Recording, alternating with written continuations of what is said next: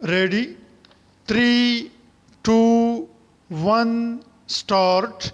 On September 24, 2020, the Indian Parliament enacted three laws: Farmers' Produce, Trade and Commerce, Promotion and Facilitation Act 2020, Farmers' Empowerment and Protection Assurance, and Farm Service Act 2020, and Essential Commodities Amendment Act 2020. Full stop. Although the government's rationale for enacting these laws was the reorganization and revitalization of the agricultural sector, the affected farmers branded its move as a blatant attack on food democracy and nature's health, and took to the streets in protests. Full stop. As the two sides remain at a deadlock more than 4 months after the enactment of the farm laws, it is important to explore the roots of this dispute and to consider its implications, if any, for Pakistan. Full stop. New paragraph. At its core, the dispute between the Indian government and the farmers is about different economic approaches towards enhancing food security. Full stop. New paragraph.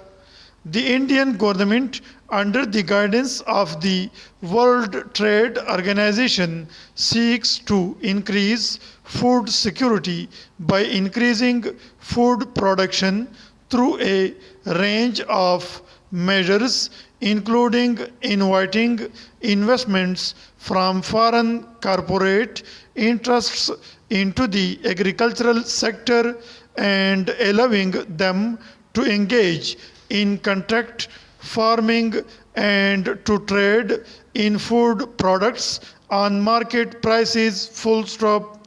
The farmers, however, complain that these measures would not only reduce their incomes and therefore their access to food by locking them into one-sided contracts and forcing them to trade without the safety net of market support prices, but in requiring them to grow only the most marketable products, would in the long run lead to environmental damage and reduced biodiversity. Full stop. New paragraph. The arguments presented on both sides have merit and need to be balanced through negotiations in light of India's national priorities. Full stop.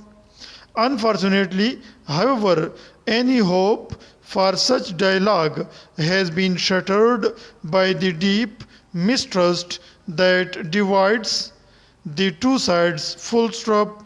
The farmers mistrust the government for being pro-business and by extension anti-farmer, and therefore are unwilling to negotiate with the government. Full stop.